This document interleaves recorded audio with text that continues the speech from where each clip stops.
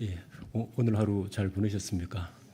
예, 하나님께서 허락하신 그 각자의 삶의 자리에서 오늘도 하루도 수고 많으셨습니다. 예, 오늘은 여러분과 함께 속죄일에 대해서 살펴보려고 합니다. 하나님은 출애굽한 이스라엘 백성들을 신의 선으로 이끄셨고 마치 결혼식을 하듯이 이스라엘 백성들과 언약을 맺어 주셨습니다.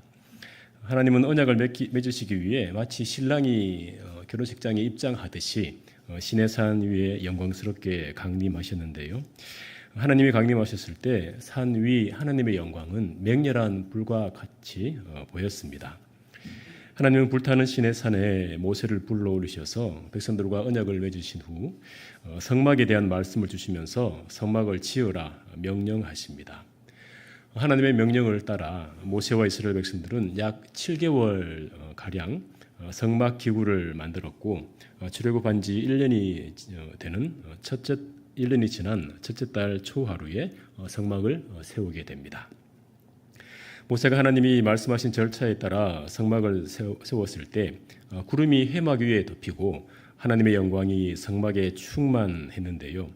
이것은 하나님이 친히 지성소에 임재하셨음을 보여줍니다. 하나님은 백성들과 언약을 맺으신 뒤 백성들만 가나안 땅으로 보내시지 않으시고 하나님 백성들과 동행하시는데요. 하나님과 동행하는 백성들이 그럼 어떻게 살아가야 하는지를 오늘 본문인 레위기를 통해 가르치십니다.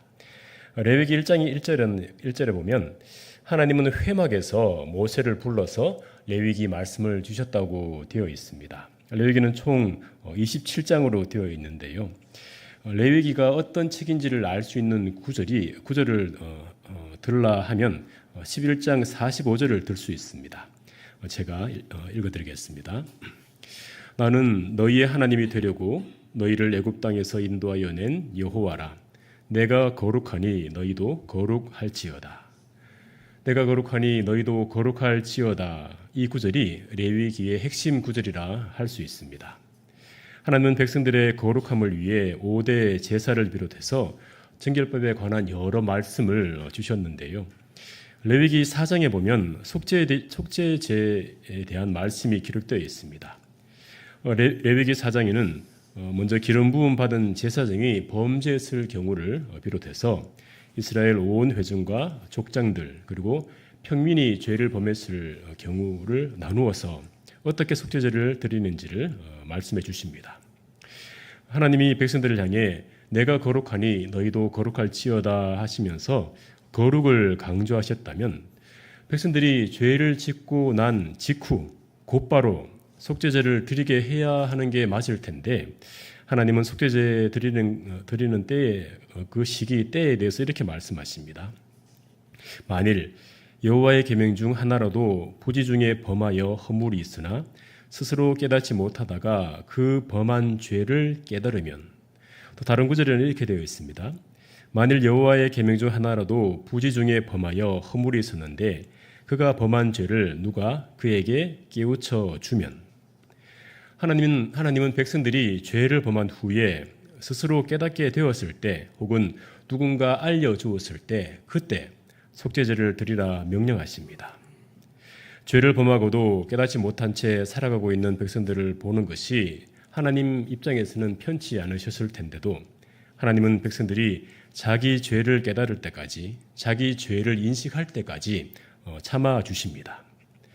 하나님의 거룩하심을 생각할 때 백성들이 자기 죄를 깨달을 때까지 기다려 주시는 것만 해도 큰 은혜인데요. 오늘 본문에서는 그보다 더 큰 은혜를 말씀하십니다.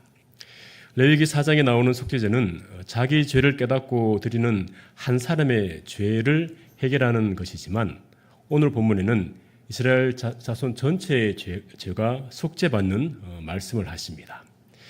한 사람이 아니라 백성 전체의 죄를 씻어주시는 것도 감사한데 백성들 중에 자기 죄를 깨닫지 못하는 사람의 죄까지 하나님은 용서하시려 하십니다. 그 일을 위해 하나님은 대제사장 아론을 사용하시는데요. 백성 전체의 속죄를 위해 아론은 먼저 자신과 집안을 위한 속죄제를 드립니다. 아론이 드린 속죄제는 이렇습니다. 속죄제물인 수송아지의 피를 받아 지성소로 들어가는데 아무리 대제사장이라 할지라도 증거궤가 있는 지성소에 함부로 들어갈 수는 없습니다. 먼저 향로에 거룩한 향을 태워 지성소 안을 향연으로 가득 채웁니다. 그렇게 증거궤 위 속죄소를 향연으로 가려야 아론이 죽지 않기 때문입니다.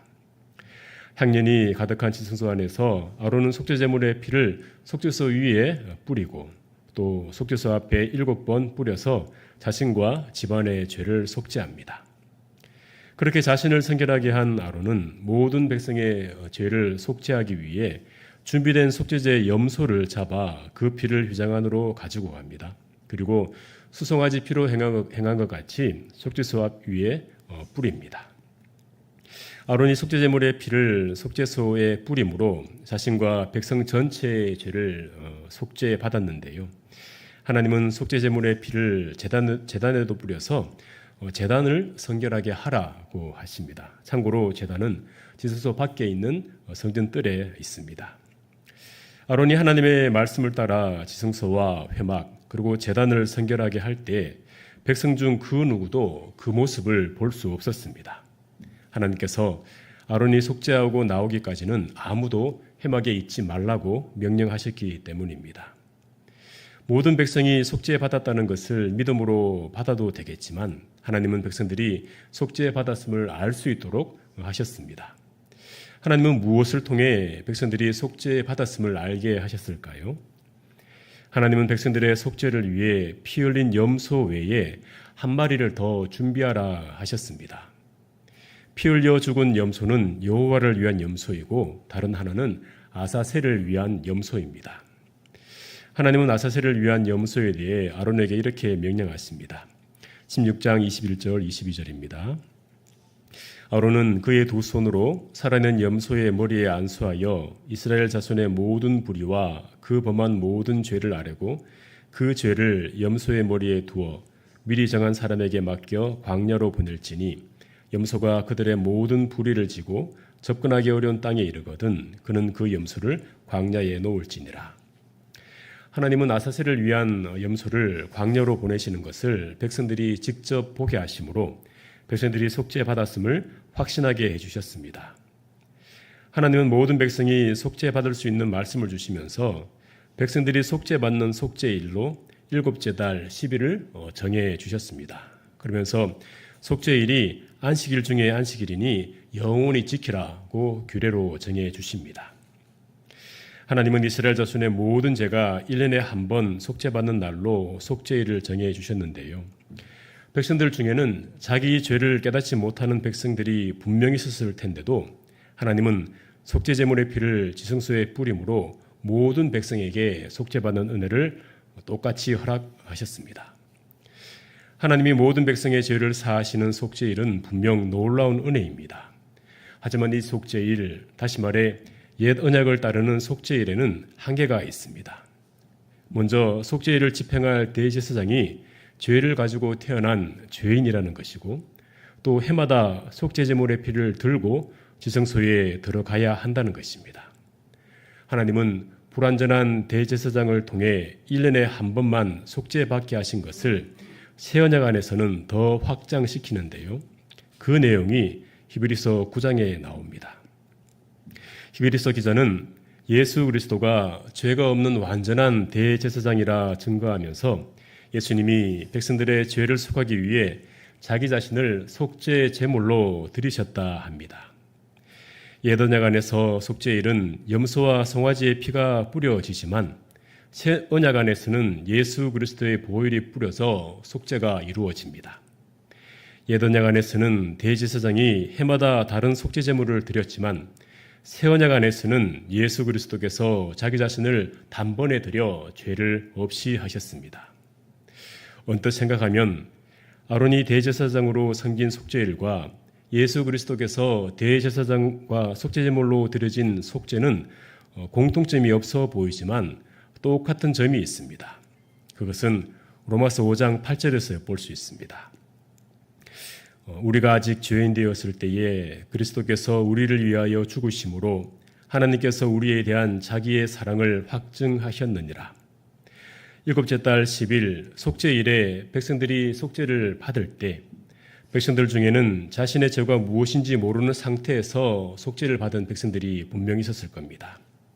그것처럼 예수 그리스도께서 대제사장으로 자기 자신을 속죄 제물로 바치실 때 십자가 위에서 죄인 대신 보혈을 흘리며 죽으셨을 때 죄인들은 자기 죄를 알기는커녕 하나님 앞에서 적극적으로 죄를 지으며 살고 있었습니다. 저와 여러분은 새 언약 안에서 예수 그리스도의 십자가로 구원받았습니다. 십자가의 보혈로 속죄를 받고 하나님의 자녀가 되었습니다. 이스라엘 백성들은 일곱째 달 10일 속죄의 기쁨을 누리며 하나님께 감사했을 겁니다. 그런 기쁨과 감사함이 저와 여러분에게도 계속 이어지면 좋겠습니다. 우리가 받은 속죄함은 가벼운 것이 아닙니다. 우리가 예수 그리스도의 분량까지 성장해 나갈수록 더 깊이 감격하고 감사해야 할 영원한 은혜입니다. 하나님이 예수 그리스도를 통하여 베풀어 주신 속죄의 은혜를 더 깊이 묵상하며 기쁨과 감사함으로 하나님 앞에 나아가시는 우리 모두가 되기를 소망합니다. 오늘은 속죄일에 대한 말씀을 살펴보았습니다. 하나님은 이스라엘 백성들 가운데 거하시며 백성들의 죄를 용서받는 속죄일을 허락하셨습니다. 하나님은 속죄일을 통해 백성들의 죄를 사하셨고 백성들의 죄로 인해 부정하게 된 성막을 정결케 하셨습니다. 하나님의 거룩하심을 생각하면 죄를 짓고도 알지 못하는 백성들을 즉각 심판하셔도 될 텐데 하나님은 백성들을 인내해 주시고 그들의 죄를 사해 주셨습니다. 죄를 지은 당사자인 백성들은 죄를 알지도 못하는데도 백성들의 죄를 사해 주시는 하나님을 뵈면서 백성들을 향한 하나님의 열심을 보게 됩니다. 하나님은 나는 너희의 하나님이 되고 너희는 나의 백성이 되리라는 그 말씀을 지키셨습니다.